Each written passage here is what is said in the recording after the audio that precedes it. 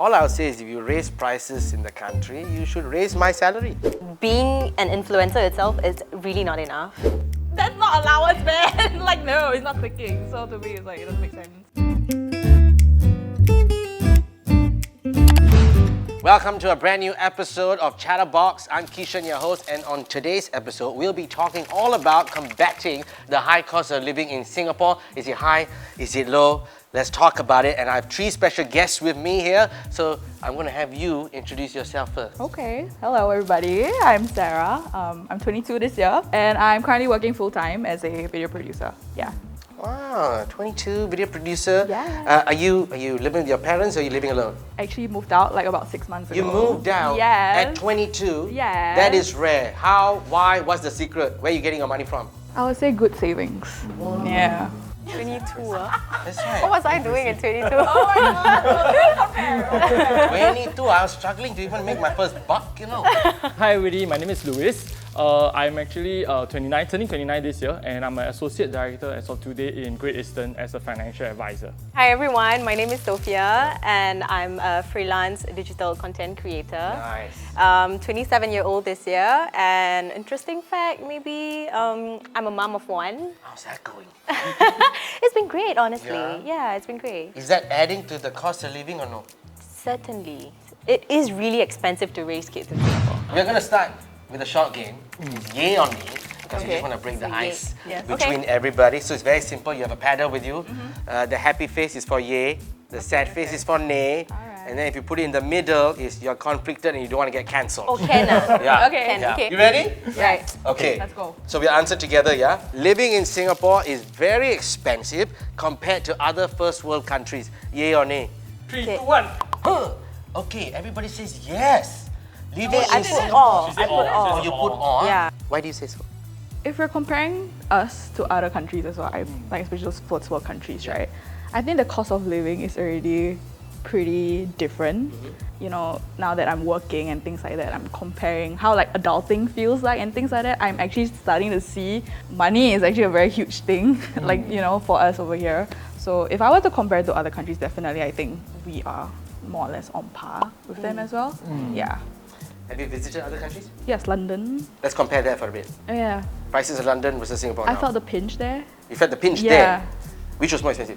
I mean, I didn't really live there, but just like daily activities and things like that, you know, taking public transport and things like that, if I were to compare it back to Singapore, Yeah. I do accumulate about the same because I travel quite a bit. Yeah. So if I compare like my expenses back when I was in London compared to like now that I'm in Singapore, I think it's more or less about the same to me. Actually, I put my answer as yay. Then after I think a lot, I think it's like somewhere in between. I would like put it in the all. So I think like places like Australia and maybe like Switzerland, Zurich area, things like that. I would say that, you know, their cost of living is quite similar in terms of the public transport and basically food.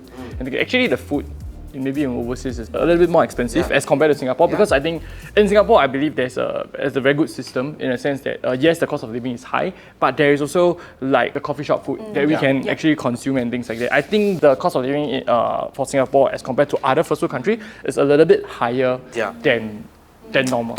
Yeah, I know. I would say so too. Like, but I would also say Singapore has a great balance. All I'll say is if you raise prices in the country, you should raise my salary. Yes.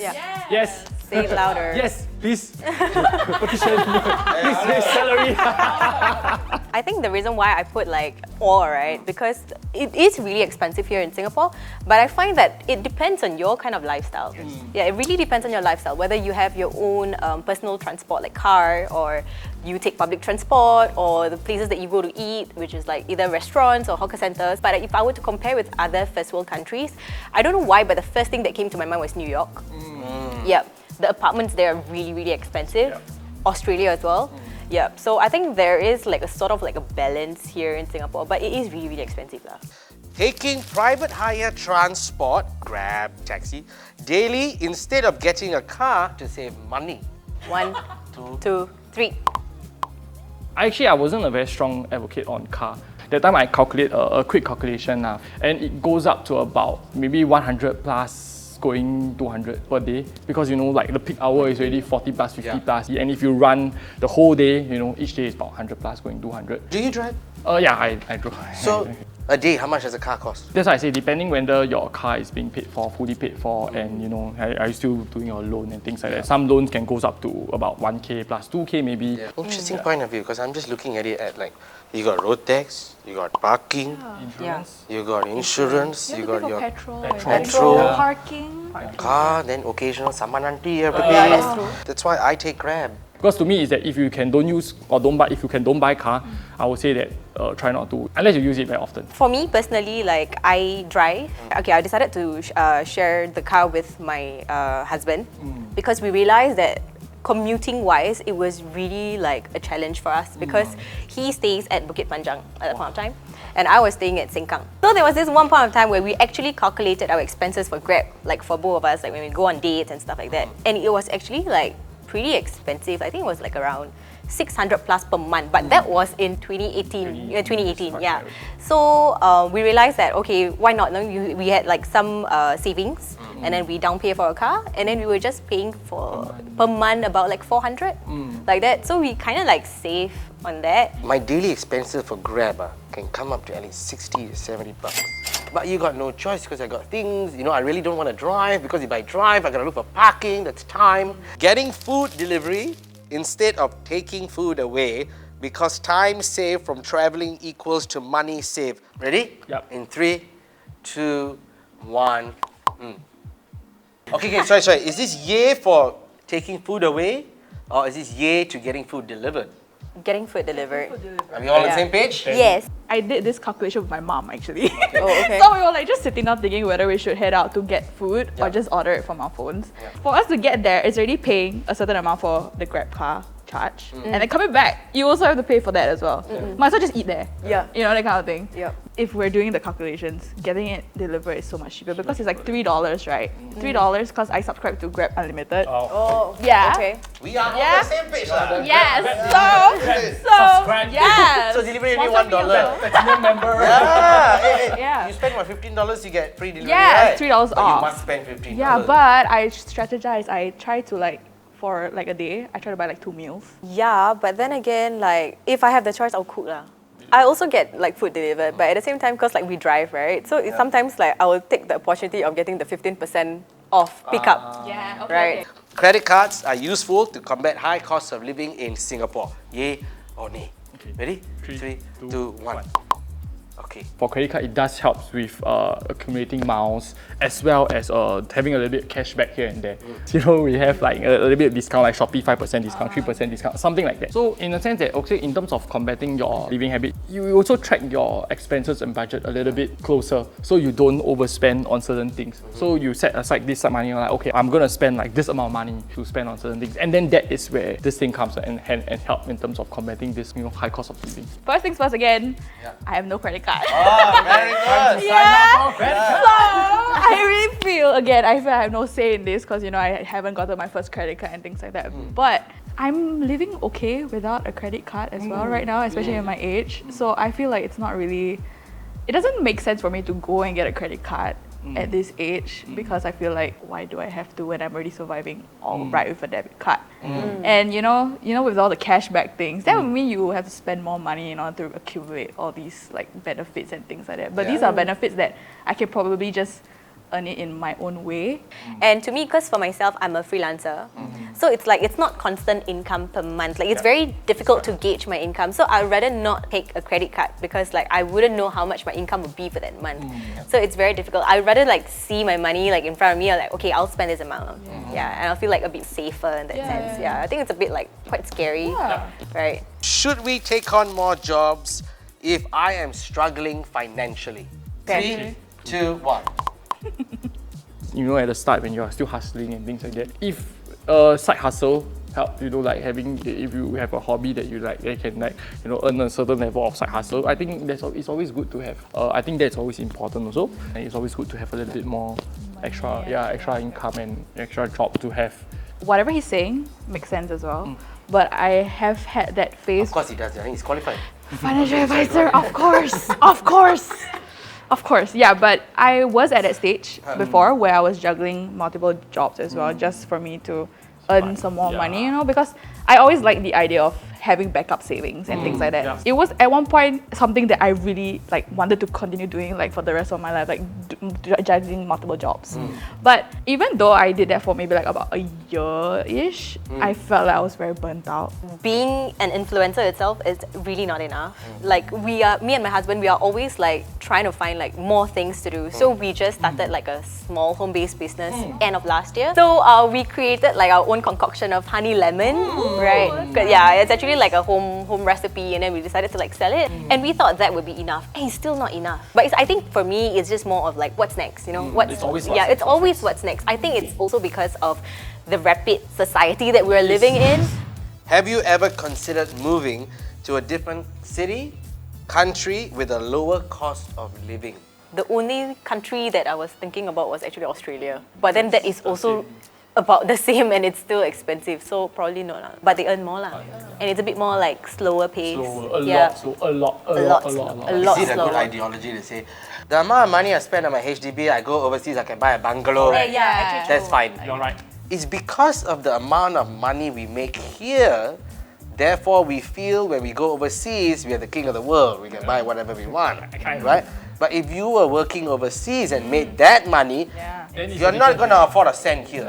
True. You know, before I moved out, I had to plan properly, like whether I wanted to actually go ahead with renting an apartment in Singapore or like, you know, whether I should just suck it up and just live with my parents, you know, that kind of thing. Yeah, but ultimately, when I did the comparison, I considered moving to Bangkok or even JB because it's so cheap there. Rental is so cheap. But for me to actually move there, that means I would probably have to work there or either get a remote job. And I wasn't really like planning to work from home for like my entire like career because I didn't like the idea of working from home. And when I compared like the minimum wage in Bangkok or like JB, it's a drastic difference compared to over here. And then what would you say has been your greatest financial purchase, I think I've said it. investment to date? Said it throughout the entire episode, my rental. Yes. Yeah, I think my rental has been like the biggest financial investment for me. For me, I think the biggest one will probably be my house also. Like the house I bought. House big. Quite. It's a 4-bedroom. Yeah, I think that is probably one of my biggest financial like achievement I would say so far. But I would say that that comes with a lot of like saving and own expense tracking and things like that. Mine is also house. House also. Right, yeah. I cannot stay with my parents, neither I can stay with my in-laws. So like having our own space, wow, it's really like... It's just the best decision ever, and to raise a kid in your own house with no other like interferences. Singapore has been crowned the most expensive city in the world for the 9th time in 11 consecutive years as of 2023. Now, what are your thoughts on Singapore clinching top place? Do you agree or disagree? Agree lah. Of course lah. Agree. Who would disagree? Who would disagree? I didn't even need to start them off. Who would disagree? That's spicy. Yeah. I actually pump petrol and buy groceries in JB.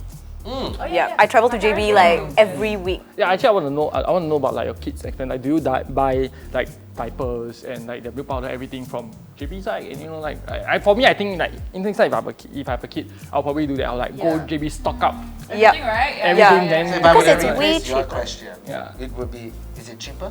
It is cheaper. It Like is way definitely cheaper. GST has been gradually increased from 7% to 9% over the past 3 years. Have you felt the pinch? I think especially on like big purchases, Yes. that 9% Correct. is like whoa. Like loans, Yes. reno loans, Yes. car loans. Everything.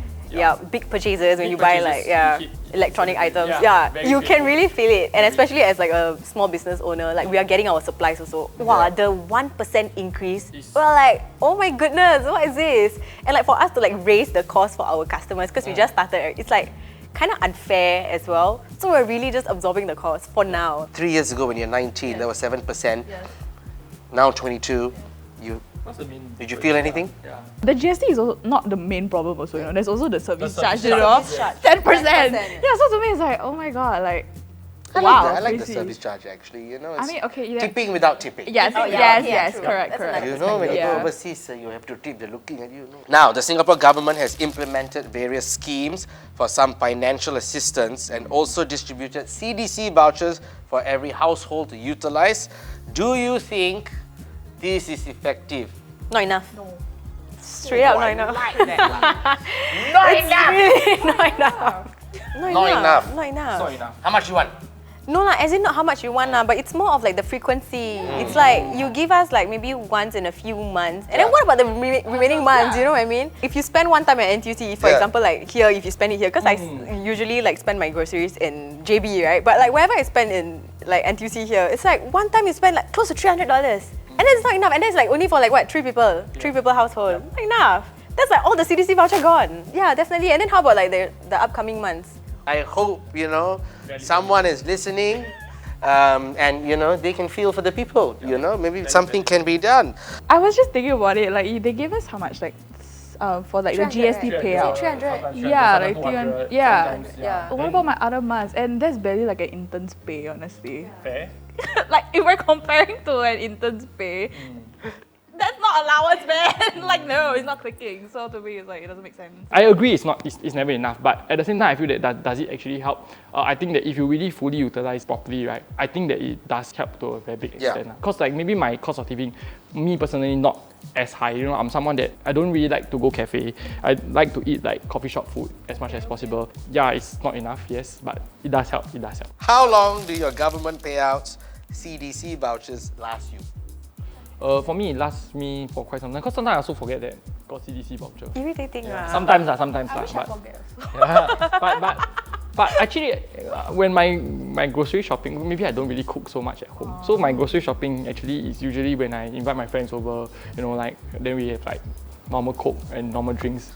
If I were to ask you what other incentives can the government provide to elevate our financial burdens, what would you say? I think maybe in terms of the CDC, like what she said makes sense. I think making it more timely. Whatever that the government doing now, I feel like it's at least it's sufficient.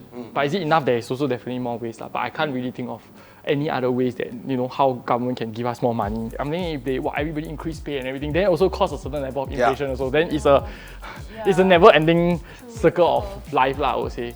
I think right now they're just distributing like what, twice a year, that kind of thing, right? Of course, I would want you guys to give more. Of course we want more. But like, honestly, as you said, we are never satisfied with whatever they do. Yeah. Everything that the government does, definitely there will be a group of people who be like, Why wow, more? so little. Like, give more lah. So there's always gonna be that. So to me, it's like, what's the point? I cannot really. The only thing that is coming up to my mind is like for the government to actually regulate the house pricing. Wow, I've been a true advocate of that since just now. Like really, I just think that there needs to be some regulation going on so that it gets better as the years goes by. Yeah, but I don't know how they're gonna do it. But like, do it. I'm referring to just like housing, like public housing itself, right? For the general public. Yeah, I think win-win situation. I feel like, I've stayed in this house for 18 years. And my mum, when she got the house, it was only 250,000. It's an E-flat. Now if you sell, probably Close to $1 million. Yeah. So So it's a win-win situation. But if you sell high, you also need to buy high. Right. while there are incentives put in place to help tackle the risks of cost of living in Singapore, individuals bear the responsibility for their own expenses too. Have you noticed any changes in your spending habits due to the rise in cost of living in Singapore? as much as possible, I think like I go for more coffee shop food lifestyle. If I want to go for the cafe restaurant lifestyle, then I mean I have to work for it as well lah. But definitely there's a very big change in the things that we are doing. For myself, it's also cutting down on food. Like we spent a lot on restaurants previously, but then I realized that cafes and stuff, it's really very tempting with the vibes and everything. But actually, at the end of the day, like hawker food is still the best. So we try to make the switch. And at the same time, like I have a 3-year-old with me. The activities that we do, last time I would probably like splurge on like indoor playgrounds and all these activities. But actually, you can just go outdoors, go beach. It's free. Right, so we actually made that switch purposefully, the effort. Because I drive a car, we actually top up our petrol in JB. It's so much cheaper. It's like, if I were to pump petrol like full tank here, it's $150. If I were to pump full tank there, it's $50. Can you say that? It's really a huge difference. So I really make it a point to my husband. I said, like, you know, you have to drive into JB every single week to do this. Earning money, I think it's a form of science. I think I like to say that it's you do this, your money come in. You do this, you take up the shop, money come in. But spending money, It's actually a form of art. Any specific strategies, tips you use to save money? I recently adopted this thing, which is investment. Yeah, so I thought that it is a great tool for me to actually make my money grow. Even though it's a small amount, like I don't have to wait to get rich to start investing. I would rather like start investing now. Like I think it will like be fruitful in the years to come. So I think probably that's one. I think for me, it's just budgeting a lot more these days, because back then when I was living with my parents, right, I don't have to care about paying for rent and like thinking of my own meals because everything's covered. Like I just go back home, I already have a home cooked meal already, that kind of thing. Bills are paid for and things like that. But now that I'm out, I have to factor in, oh, I pay for my Netflix subscription, I'm paying for my phone bill. Yeah, because you know, it used to be like sharing, like family sharing Netflix. Now that I live alone, who do I share with? So to me, it's like, so it's a lot of me trying to be smart with my money. Just like I still need to save money even though I'm paying for rent. I cannot just 100% spend my salary. I just started budgeting a lot more. I have my own like little notes app where I'm like, okay, this month, this is my income, blah, blah, blah, blah. And then I just split it here and there. And then I'll just make sure that every month I have this amount of money in my bank account. And I just make sure that I'll do whatever it takes to make sure that that bank account stays that figure. Yeah. Any specific strategies, tips you use to save money? Okay, I think I adopt this rule in terms of budgeting expense. This is like technically free advice for everybody lah. There's this 4-3-2-1 concept that I personally use, and I advocate a lot on this 4-3-2-1 rule. So 4 being your daily expense, your necessity, basically your necessity. 3 being entertainment. 3 means like 40%, 30%, 20% and 10%, that adds up to 100%. So let's say your pay is, let's say we just put 1,000 for easy calculation. So 40% of that, maybe $400, will be used on your daily expenses. So your bills, your subscription, 30% is entertainment. Then 20% I would say put into saving and investment. And then 10% is always put into insurance. I adopted this strategy like before I came in the industry, but I came in the industry and actually there's an easier way to kind of do it. Another tip is to have 2 bank accounts. Why I have 2 bank accounts is like, this is my income bank account, this is my spending bank account. I have like 4 bank accounts. Yeah. For different things. I have 4. Okay, one is my rental. Suka went to every bank. You went to one bank, each bank. I want one DBS, I want one UOB, I don't know, OCBC. The bank accounts make sense though. Why? So one is for my rental, one is my income, third one is my savings, and the last one is my daily spending. Are they all the same banks? Oh, sorry, No, different banks. different banks. You can merge your income and saving actually, fun fact. Because then it does increase, like let's say like OCBC or UOB one, it actually does, you know, like you got give your income, then you know, then inside when you accumulate a certain level, then they will give you a certain level of percentage also for certain banks. So you can consider merging. But I feel like I need to like separate. separate it. You cannot take it. Yeah, because you know, I'm a bit confused. So to each of his own, so I went to like split up, so I have 4 bank accounts. Yeah. Do you think financial advisors are necessary to help cope with the high cost of living? It is lah. Really? Just hear from me. No. Because I myself have my own financial advisor as well, and like when I spoke to her, like it gives me a sense of like relief when she, you know, explains to me about how I can combat like this high cost of living in Singapore. Because initially I was really scared of investment because I thought that, wow, you need to be rich, you need to have a lot of money, then you can invest. But you know, right? So starting small lah. In the future, like okay, at least like I'm more or less like okay, you know, At a certain age. At a certain age, Not too bad. yeah.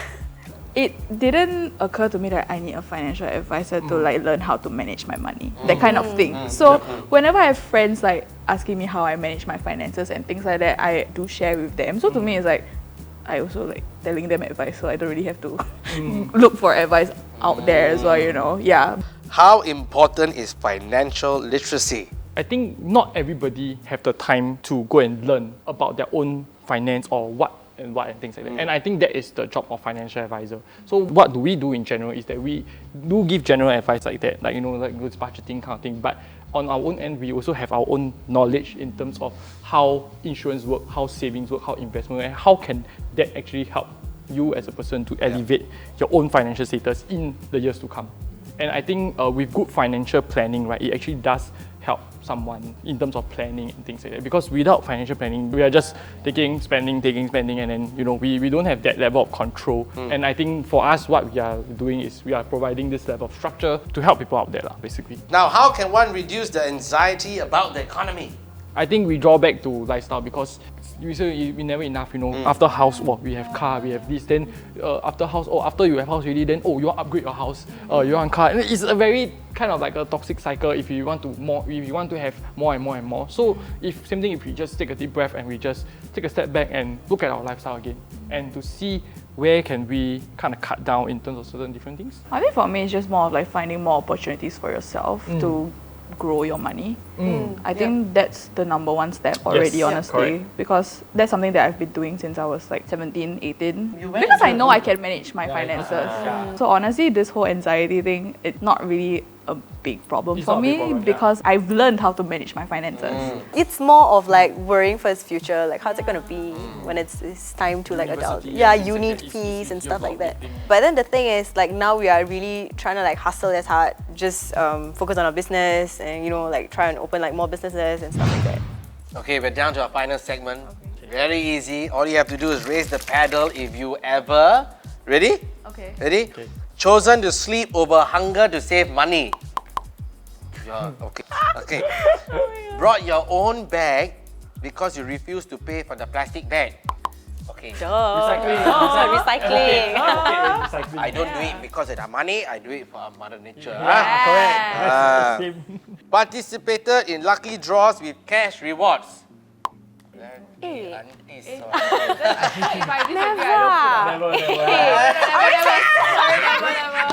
Taken public transport even when you're running very late because you refuse to spend a lot of money during peak hour period. Oh, then no. You're late. No. No? Late, confirm no. Ask for your money back even if someone only borrowed a small amount. I never even asked like if a bit bigger sum. Bought second-hand items to save money. Duh. Of course. Yes. Thrift shop. Worked more than one job at a time. Bought something without checking the price tag. This one must like. Spend all your salary for the month without any savings. Guilty as charged. I cannot. Bought something only to use it once, then return it. Return it. I don't return. But bought something once, then use once. Then Yes, return. have. Never. Never return, not but return, like just use without the once. return, then Yeah, just use one. What is one final piece of financial advice that you would give our viewers out there? Don't act rich when you're not. It's just a mentality I have. For example, don't pay for something that you know you cannot pay for. Like, don't even think of the installment plan thing. Like, don't enter there. Like, don't. Yeah. I think if there's a one-liner of the best financial advice I have to give is really checking through your budgeting and your expense list properly. Me, I think with all this whole competitive nature in our society, I think sometimes you just gotta like sit down and ponder and reflect and just be grateful that you have a roof on top of your head and food to eat. Just to put everything together, I think the general consensus of this entire episode was lifestyle. If you are having a problem with your finances or your savings, maybe you want to sit back and reevaluate your lifestyle and then reform again. And then please also take the 4-3-2-1 example. I love that. So check and balance, spend when you can, save when you can, and just honestly live life to the fullest. Okay? On that note, bye-bye. Bye! Bye, everybody. If you like this video, Please like and comment. Share this video. And subscribe. bye. Bye.